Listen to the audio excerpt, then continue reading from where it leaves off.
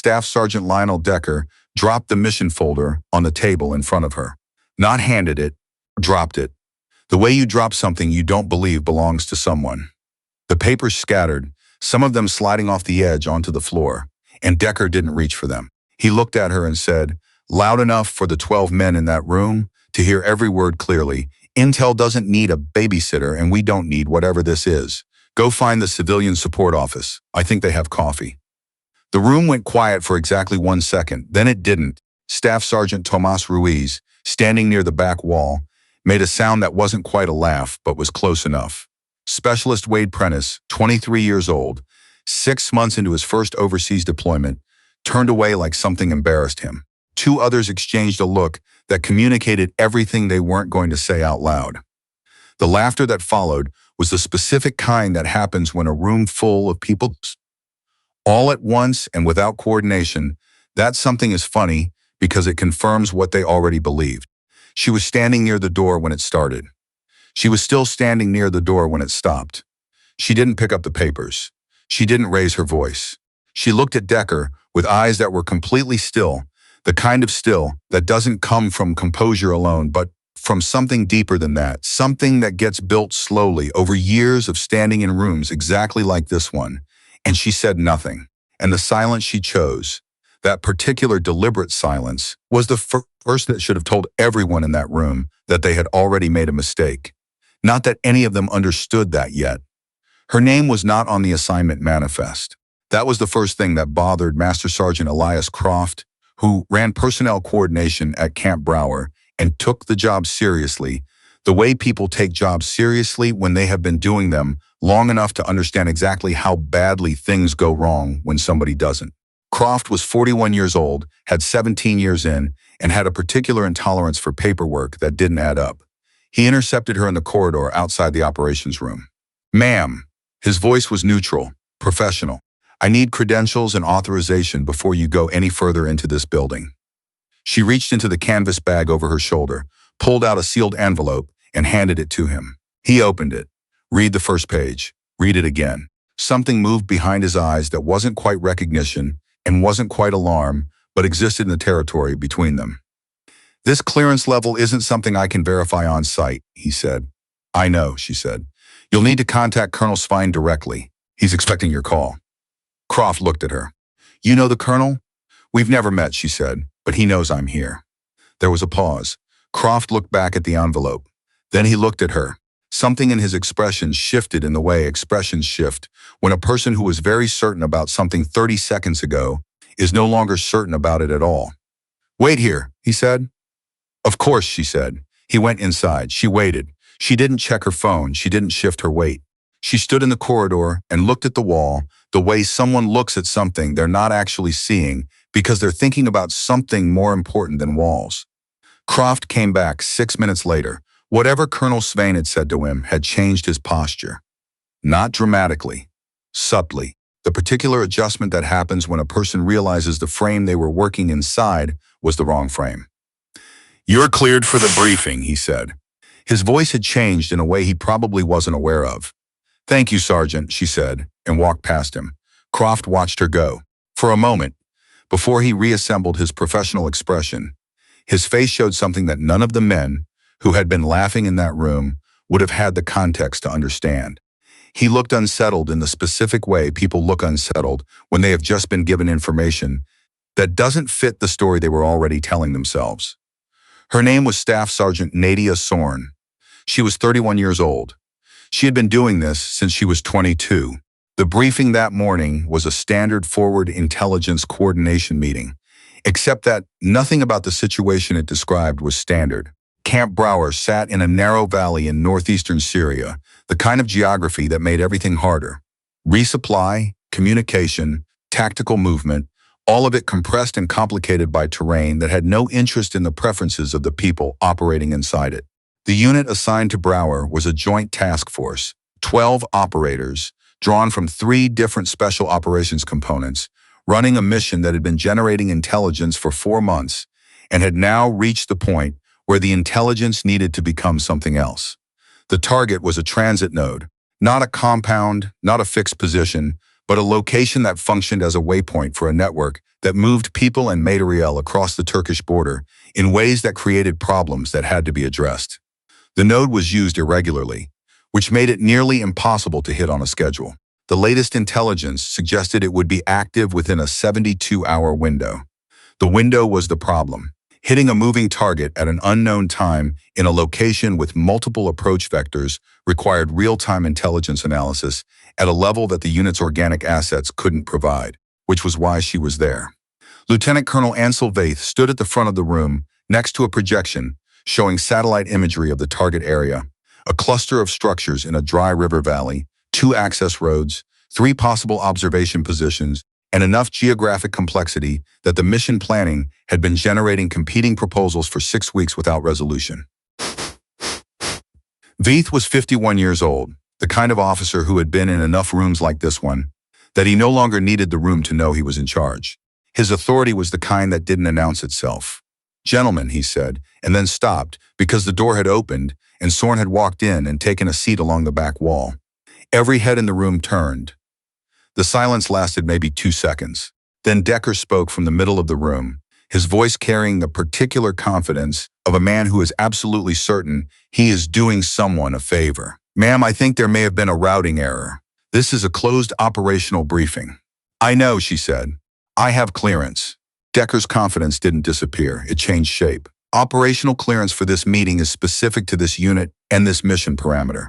I'm not sure who processed your access, but..." "She's cleared," Vaith said, flat, final. The kind of sentence that closes a door. Decker sat back. He didn't argue.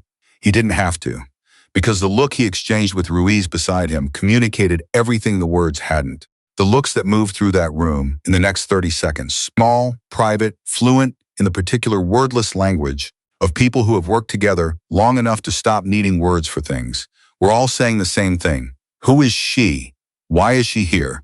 And who decided this was a good idea? Vaith clicked to the next slide. The analysis problem was at its core a signal interpretation problem. The network used a communication pattern that was deliberately irregular, built to resist pattern analysis by introducing noise at specific intervals.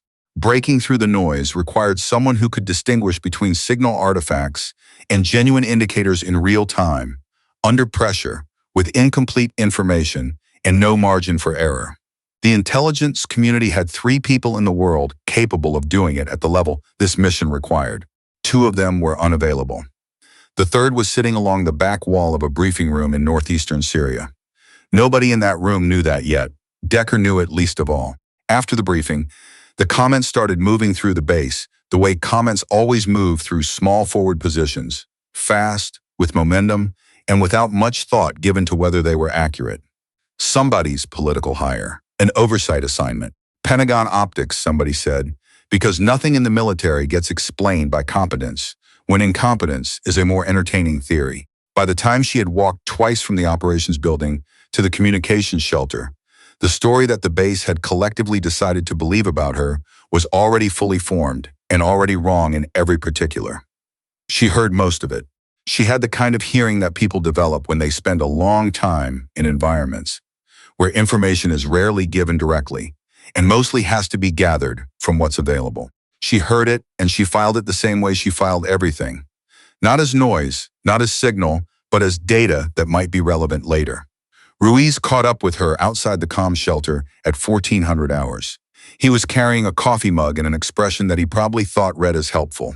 "I'm going to be straight with you," he said. "This unit has a way of doing things. We've been running together for 8 months.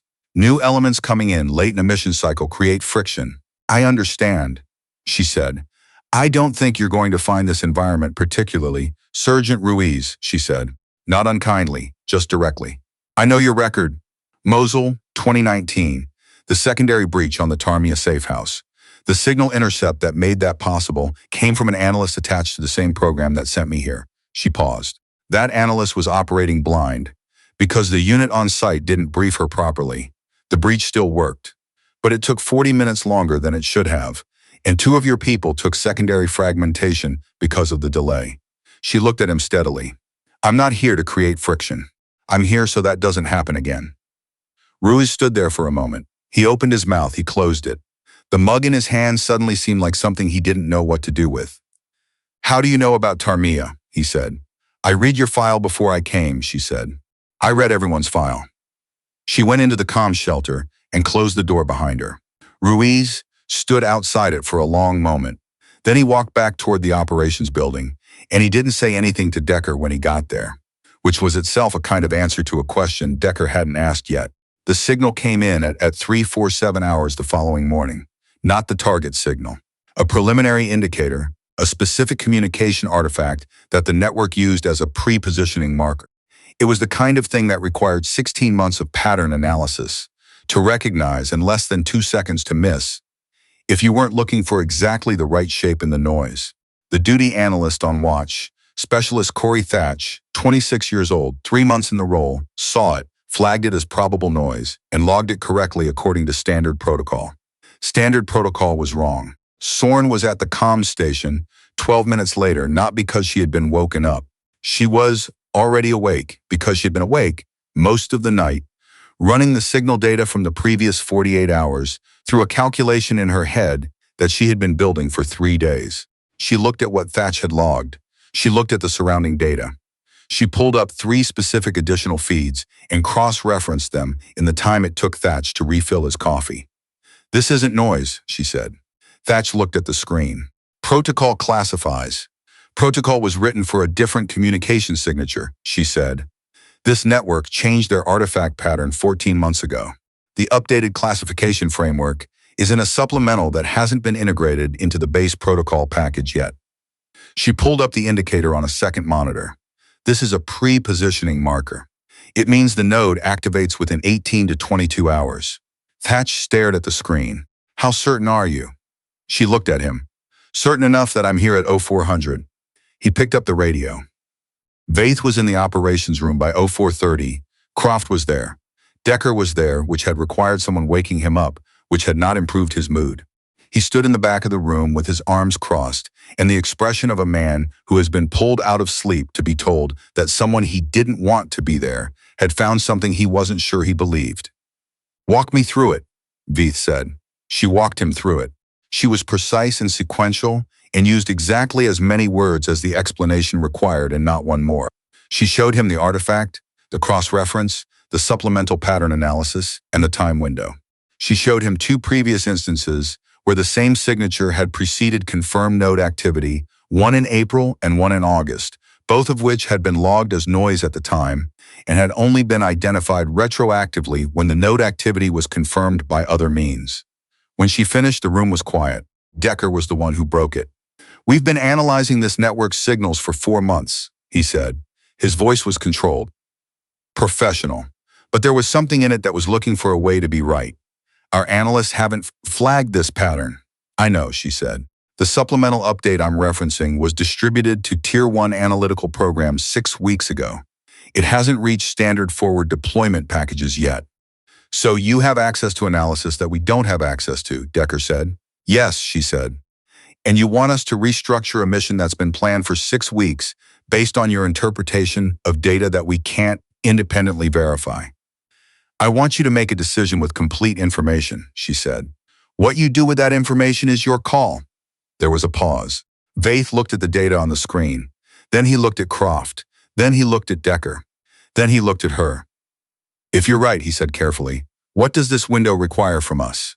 "You need to be at the objective observation position in 11 hours, she said. "And you need someone reading signal in real time from a position close enough to the node to distinguish between approach activity and transit activity. Satellite delay won't be fast enough at that range. The decision window is too narrow. The room absorbed that." "That's a forward position," Croft said. "Inside the observation perimeter." "Yes," she said. "With the team," he said. "Yes," she said. Decker put his hands on the table. "That's not. She's an analyst. She is not a combat-qualified field element. You cannot put an analyst in a forward observation position on a live interdiction mission." "What's your qualification status?" Vaith said, looking at her.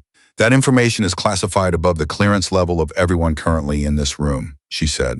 "But my deployment authorization includes forward field positioning at the discretion of the mission commander." She looked at Vaith directly. "It's your call." Vaith looked at her for a long moment. He had the expression of a man who was very carefully deciding how much weight to give to a thing he hadn't expected. "Croft," he said, "get me everything you can pull on her access level by 0800. Decker, I want updated mission parameters on my desk by 0900. Decker opened his mouth. Then he looked at Vaith's face and closed it. "Yes," he said. "The news moved through Camp Brauer by 0600. Not the technical details, those stayed in the operations room. But the shape of it, the outline. She had found something. Vaith was taking it seriously. The mission timeline was moving. By 0700, there were 16 people at Camp Brauer who had gone to bed believing one thing about the woman with the canvas bag and had woken up less certain. Prentice found Ruiz outside the motor pool. "Is it true?" he said. "What she found?" "Vaith's running it," Ruiz said, which was not an answer, but was more honest than most of the answers available. Prentice was quiet for a moment. He was thinking about the look he had turned away from the day before in the briefing room. He was young enough that the memory of it was uncomfortable in a specific, unlocated way. The way you feel when you realize something you did was wrong before you have fully understood exactly why. "Who is she?" he said. Ruiz didn't answer immediately. "I don't know," he said finally. "But she knew my file better than I do." He paused. "She knew about Tarmaya." Prentice looked at him. Tarmaya was not in any document that a forward analysis attachment should have access to. Tarmaya was the kind of thing that didn't exist on paper except in places that very few people had clearance to look. Neither of them said anything else. The operation went at 16:30 hours. 11 personnel, 2 vehicles, and 1 analyst with a canvas bag and a piece of equipment that none of the operators recognized and that Decker had spent 45 minutes trying to get Vaith to have removed from the manifest. Vaith had not had it removed. The observation position was a low ridge, 400 meters from the approach road, elevated enough for line of sight to both the node structure and the primary transit route. She set up the equipment in 7 minutes without asking for help, and Decker, who had been watching from 12 feet away with his arms crossed, uncrossed his arms after the 3rd minute in a movement that was small enough that he probably didn't notice he'd done it. The wait was 2 hours and 40 minutes, not unusual, not comfortable. The kind of wait that has a specific quality to it when the stakes are real, not the tense movie quality of waiting, but the actual quality, which is quieter and more exhausting, and involves a lot of looking at the same terrain features without being able to think about anything else. She didn't look at the terrain. She looked at her equipment. She was processing the signal feed in real time, watching for the shape in the data that would tell her what was happening at the node, before it became visible to anyone watching the road. At 1912 hours, she said, "Transit vehicle approaching from the north, estimated 4 minutes out, secondary unit moving from the structure interior. That's your personnel, 6 to 8 individuals. The primary contact is in the vehicle, not the structure." Vaith was on the radio before she finished the sentence. Decker, standing 6 feet from her, looked at his own monitoring equipment. The road was empty. The structure showed no visible movement. 90 seconds later, headlights appeared on the northern approach. 3 minutes and 40 seconds after that, the operation was running. The interdiction went exactly the way it goes when the intelligence is right and the team is prepared, and the decision to act comes at the right moment rather than 3 minutes after the right moment, which is where most decisions like it end up. There was no chaos. There was no scramble. There were 12 trained operators and 1 analyst, and the intelligence the analyst provided in real time during the approach gave the team a precise picture of exactly what they were moving toward and exactly when to move. Afterward, it was Croft who said it. He was standing near the vehicles at the rally point, waiting for the count, and he turned to Ruiz and said it quietly, not for an audience, just as a statement of a thing that was true. "She called the vehicle before I could see the road." Ruiz didn't say anything. He was doing the math in his head. The math that involved the time between when she had spoken and when the headlights had appeared, and what the gap between those 2 moments meant about what she had been doing with the signal data in the preceding hours. "She called it 4 minutes out," Ruiz said. "Yeah," Croft said. They were quiet for a moment. "Did you hear what she said to Thatch at 0400? Ruiz said. "No," Croft said. "She said, 'Certain enough that I'm here at 0400.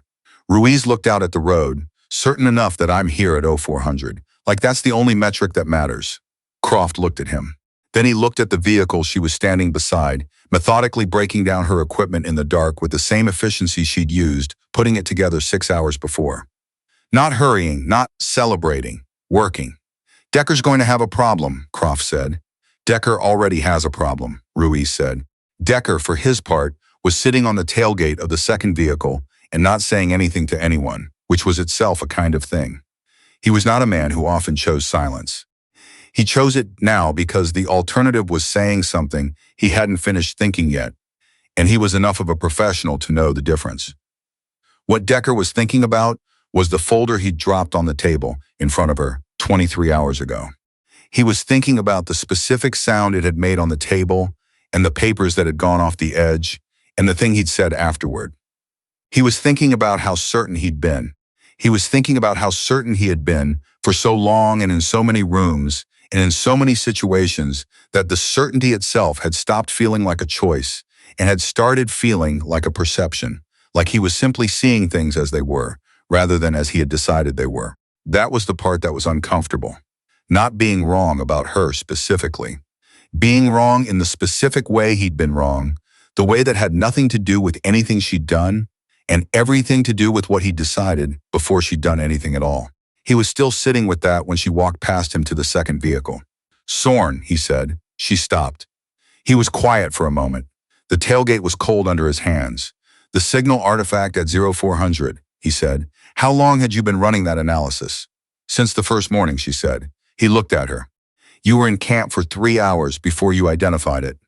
2.5, she said. I had the pattern from a previous deployment. I was looking for it. Decker was quiet. He was not a man who performed. He was a man who had a particular way of being wrong that involved going very still and thinking very carefully and not saying anything until he had something worth saying. That's exceptional work, he said, not warmly, not as an apology, as a statement of technical fact by a person who understood what exceptional work looked like. She looked at him for a moment. I know, she said, and she got in the vehicle. Decker sat on the tailgate. He was thinking about the folder again. He was thinking that he was going to have to do something about it that was more than what he had just said, which was accurate, but was insufficient, in the specific way that private acknowledgments are always insufficient when the error was public. At 2300 hours, Veith found him in the operations room, reviewing the mission documentation. You did good work today, Veith said. The team did good work, Decker said. She did exceptional work. Veith looked at him.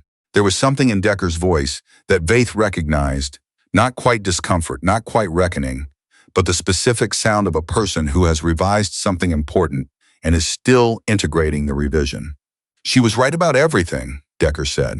He said it the way you say something when you need to hear yourself say it out loud to confirm that you're actually saying it. Not mostly right. Not right about the main thing with some gaps. Right about everything. The signal, the window, the transit vehicle, the approach, the personnel count, all of it. He paused. 4 months we've been running analysis on this network. She was on site for 3 hours. 2.5, Veith said. Decker looked at him. She told me 2.5, Veith said. Decker was quiet for a moment. What's her full record? Veith sat down at the table across from him. I spent 4 hours today pulling everything I could get clearance to see, he said, which was not much. The program she's attached to is classified at a level where I'm getting partial access on a need-to-know basis, and the need-to-know threshold is higher than my current operational designation. He paused. What I can tell you is that she has been deployed on assignments like this one for 9 years. I can tell you that her success rate on signal interpretation under field conditions is, he stopped. What? Decker said. The briefing officer I spoke to stopped mid-sentence and asked me to confirm my clearance level before they finished the number, Veith said. Decker stared at him. Yeah, Veith said. They sat in the quiet of the operations room for a moment. Outside, the camp was running on evening tempo, the generator steady, the guard rotation turning over. Normal, the machinery of a forward position moving through its hours. The folder, Decker said. What about it? Veith said, yesterday morning, in the briefing room. I dropped it in front of her and said, he stopped, he pressed his hands flat on the table. I said it in front of 12 people. I know, Veith said. That needs to be addressed, Decker said. He said it the way someone states an obligation.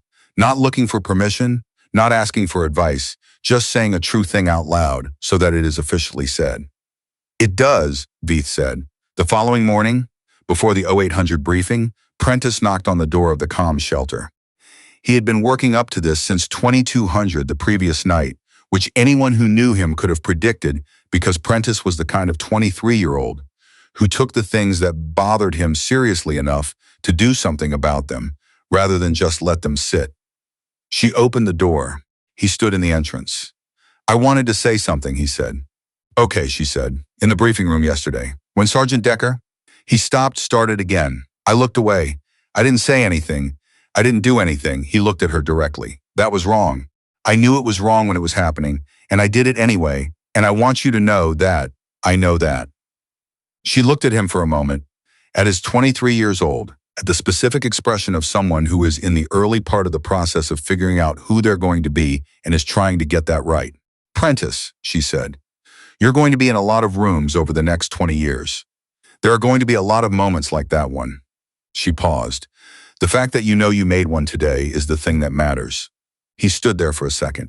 He nodded. He was going to say something else, and then he didn't, because she had said the thing that made anything else redundant. "Thank you," he said. "Do good work," she said, and closed the door. He stood outside it for a moment in the early morning cold. Then he walked back toward the operations building, with the particular lightness of someone who put something down that had been getting heavier all night. The 0800 briefing was a different room from the one that had existed 24 hours earlier. The operators who filed in and took their seats had the same faces they'd had the morning before, but the faces were doing different things. The posture in the room was forward, not back. Listening posture. The posture of people who have been recalibrated by something and are still in the process of integrating the recalibration. She came in at exactly 0800. She took the same seat along the back wall. Nobody looked away. Nobody exchanged a look that meant something private. Croft, who was already seated and had been since 0750, gave her a nod. Just a nod, nothing elaborate. The specific nod that one professional gives another when they want to communicate a thing simply. She nodded back. Decker was at the front of the room. He had been standing there since 0752, which was unusual enough that two people had noticed it. Before Vaith began the briefing, Decker spoke. He did it without being asked, which was also unusual. "Before we get into the updated mission assessment," he said, "I need to say something to this room." He looked at the back wall. He looked at her. "Yesterday morning, when Staff Sergeant Sorne arrived, I treated her in a way that was unprofessional and was wrong.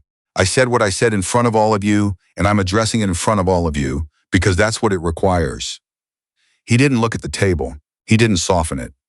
"I made a judgment in about 10 seconds based on nothing except what she looked like and how she arrived. I was wrong in every direction, not just about her. About how I made the call." He paused. "Last night, she was right about everything, and we were all in the room where she was right, so I'm not going to stand here and explain it to you. But I want it said clearly in this room that I was wrong and she was right, and those two things are directly connected." The room was quiet. She was looking at him. Her expression was the same expression she used for everything. Clear, direct, without performance. She didn't nod. She didn't look away. She held his gaze. "That's all," Decker said and sat down. Vaith began the briefing. What happened in the next 2 hours was not on any official schedule. Vaith ran through the post-mission assessment, the signal intelligence summary, the operational outcome documentation. He was precise and thorough in the way Vaith was always precise and thorough.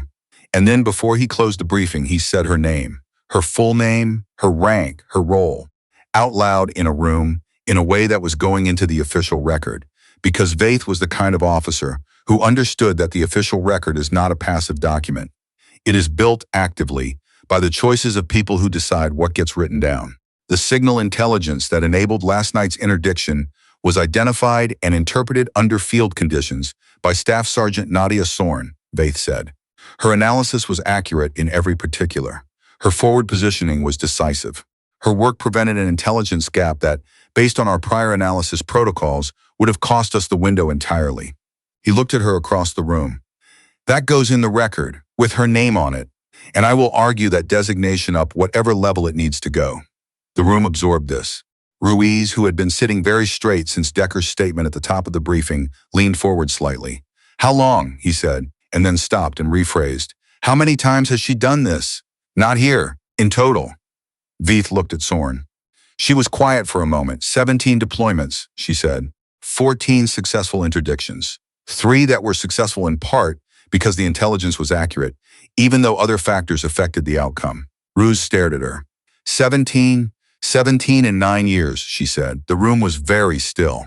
Croft said, and before last night, how many of those had the name Sorne in the official documentation? She looked at him. The answer was in the look. None, Croft said, not as a question. Classification protocol, she said. The program designation replaces individual identification in all accessible level reporting. The silence that followed was the kind of silence that has weight. Not the silence of people waiting for something to happen, but the silence of people sitting with something that has already happened and is only now being fully understood. 17 deployments, 14 successful outcomes, and in every official document that existed at a level anyone in that room could read, where the decisive intelligence work appeared, a program code appeared instead of a name. Prentice, who had been sitting quietly since 0800 and who had said nothing during the briefing, said something now. He said it to the table, to himself as much as anyone, but it was quiet enough in that room that everyone heard it. 17 times, he said, and nobody asked what it was like. She looked at him. Is that? He stopped. He was 23, which meant he was young enough to ask the question that older people in that room had already calculated the cost of and decided not to ask. Is that? How do you do that? 17 times, and every time your name gets, he stopped again. How does a person do that? She looked at him for a long moment, at the genuine weight of the question. At the 23 years old of him, still early enough that the unfairness of a thing hit him directly, instead of being absorbed into the general category of how things are. The mission doesn't know my name, she said. The people in the target area don't know my name. The outcome doesn't change based on what the official record says about who produced it. She paused. So you do the work, and the work is real even if the record isn't, and you find a way to let that be enough. Prentice was quiet. He was thinking about that. He was thinking about what it cost a person to let that be enough, and whether it was a kind of strength or a kind of damage, and whether those two things were actually different. Is it enough? He said. She held his gaze. Ask me again in 9 more years, she said, and something moved in her voice that had not been there in any of the previous 48 hours. Not weakness, not grief, but the particular weight of something that has been carried for a long time and has left marks that the person carrying it has gotten very good at not showing. Ruiz was the one who did the thing that nobody asked him to do, and nobody would have thought to organize. He did it that afternoon. He went to Decker first, which took 2 minutes, because Decker said yes immediately and didn't need a reason explained. He went to Croft, who said yes and then said, "What do we need?" He went to Prentice, who said yes before Ruiz had finished the sentence. He went to 6 other operators across the camp and received the same answer each time because he told them the truth about what he was asking and why, and the truth was sufficient. At 1800 hours, when the briefing on the following day's mission requirements was finished, and she walked out of the operations building into the cold evening with her canvas bag over her shoulder, she stopped. They were standing in the open area between the operations building and the motor pool. Not in formation, not officially, not by rank or protocol or any order anyone had given. Just standing there because they had chosen to be. 11 people who had spent 48 hours in the presence of something they didn't have the right language for yet, and had decided that the absence of language wasn't a reason to say nothing. Faith was at the front. He didn't speak. He raised his hand to his forehead, not because rank required it, not because protocol dictated it, because he had been in this work for 30 years. And he knew the difference between going through a motion and meaning one, and he meant this one. She stood at the edge of the space between them and looked at his face, and then at the faces behind him, and something happened in her expression that was very small and very specific. A slight change in the set of her jaw, a brief tension around her eyes, the external sign of something enormous being processed in the interior of a person who has spent 9 years being extraordinarily disciplined about not showing the interior. 17 deployments, 14 outcomes. 14 times someone had come home and hadn't known how, and now 11 of the people standing in front of her knew something about how, even if they couldn't know all of it. She raised her hand and returned the salute. One by one, the 11 people standing in that space followed Vaith's lead. Decker was last. He held it slightly longer than the others, not for ceremony, because Decker was not a ceremonial person. Because he needed the extra second to say the thing the gesture was trying to say, which was more complicated than respect and more personal than acknowledgement, and had something to do with the folder he had dropped on the table, and the sound it had made, and the 10 seconds of certainty he'd had before everything he'd been certain of turned out to be wrong. She lowered her hand. She picked up her bag. She walked through them toward the comms shelter, because the evening signal sweep was in 20 minutes, and she was not a person who missed the evening signal sweep for any reason, including 11 people standing in the cold to salute her. And as she walked past Prentice, she said something. Quiet, not directed at anyone specifically, the kind of thing that escapes rather than being released. Same as it ever was, she said. Not bitterly, not with self-pity, with the specific tone of a person who has done what they came to do and has found, to their own surprise, that this time was not entirely the same as it ever was. That something was different. Not the record. The record was mostly unchanged. Not the official documentation that would proceed through the machinery it always proceeded through and would come out the other side looking like what the machinery always produced. But something else, something smaller and more durable than official documentation. The specific thing that happens when 11 people choose, in the absence of any requirement to do so, to stand in the cold and say a true thing out loud. Prentice watched her go. He was thinking about what she had said that morning, about rooms, about the next 20 years, about what it meant to be the kind of person who saw something wrong happening and looked away, and what it meant to be the kind of person who decided not to do that anymore. He was 23 years old. He still had time to be different. She had told him that, more or less. He intended to take her at her word. Behind him, the camp returned to its evening rhythms. Generators, guard rotation. The smell of something cooking in the mess facility and the sound of vehicles moving on the perimeter road. The ordinary ongoing machinery of a forward position in the middle of a thing that was not ordinary, running its ordinary hours. In the comm shelter, she was already at the equipment, already reading the data, already finding the shapes in the noise that no one else in that camp had been trained to find, shapes that would matter tomorrow, in ways that the official record might or might not reflect with her name attached to it. She had been doing this for 9 years. She would keep doing it, not because the record had changed, not because 11 people had stood in the cold and raised their hands, not because Veith had said her name out loud in a briefing room and put it in the documentation. Though all of that had mattered, more than she had allowed herself to expect it would. More than 9 years of compression had left room for it to matter. And yet it had found room anyway, which told her something about herself she had not been certain was still true. She would keep doing it, because somewhere in the data stream running across her screen, there was a signal inside the noise, and people who were counting on someone to find it had no idea she existed. And she was the one who could find it, and she had never once in 9 years been able to know that and choose otherwise. The generators hummed. The camp held the dark. The mountains beyond the wire were enormous and indifferent, and exactly what they had always been. And in a comm shelter in northeastern Syria, a woman who had been the reason things worked out for 9 years sat with her equipment and did her work. And for the first time in a long time, the doing of it felt like something that had a shape she could see from both ends.